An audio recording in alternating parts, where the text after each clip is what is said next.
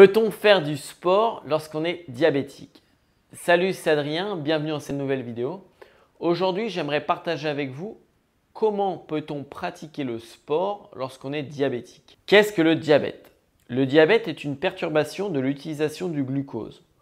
En fait, il existe deux types de diabète. Celui de type 1 est dit insulinodépendant car des anticorps produits par l'organisme détruisent les cellules du pancréas.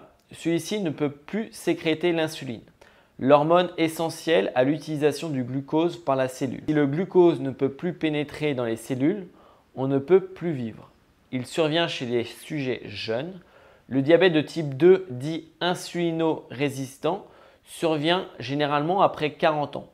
Dans ce cas, il y a encore sécrétion d'insuline, mais elle est perturbée car les cellules deviennent résistantes. Il est dû à un surpoids, voire à l'obésité. Mais le sport et le diabète ne sont pas incompatibles, au contraire. Le sport a un effet comparable à l'insuline car il fait pénétrer le glucose dans la cellule.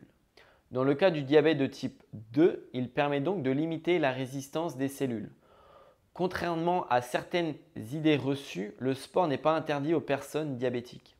De grands champions le démontrent sur les terrains. Une pratique sportive régulière va permettre d'éviter le passage aux médicaments ou d'en diminuer les doses. Dans le cas du diabète de type 1, la personne ne vit que grâce à l'insuline. Le sport, en ayant cet effet comparable à l'insuline, va alors être un facteur déséquilibrant qui va l'obliger à diminuer les doses. Tout est une histoire d'adaptation. On peut dire que ce déséquilibre joue d'ailleurs un rôle éducatif majeur en permettant aux jeunes d'apprendre à s'adapter, à adapter ses doses d'insuline et à se connaître parfaitement.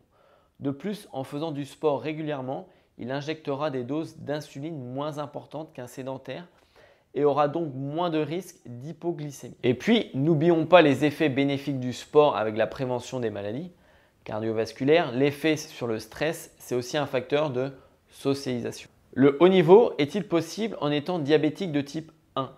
Le plus grand rameur de tous les temps, Steven Redgrave, a déclaré un diabète sur le tard et cela ne l'a pas empêché d'être de nouveau médaillé olympique. L'expérience montre que les diabétiques insulinodépendants ont tout pratiqué. Du sport auto qui leur était déconseillé, de la boxe, un Canadien a même gravi l'Everest. Je dirais qu'un sport pose peut-être problème, c'est la plongée sous-marine.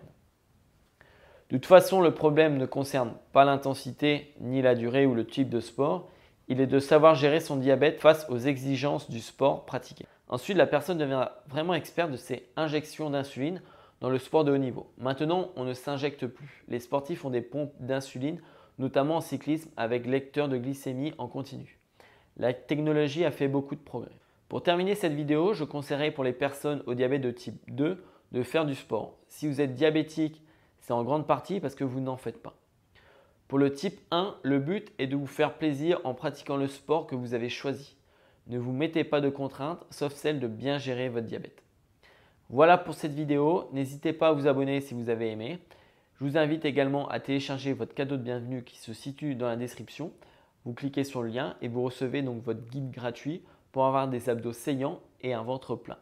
Je vous dis à très vite dans une prochaine vidéo. Ciao!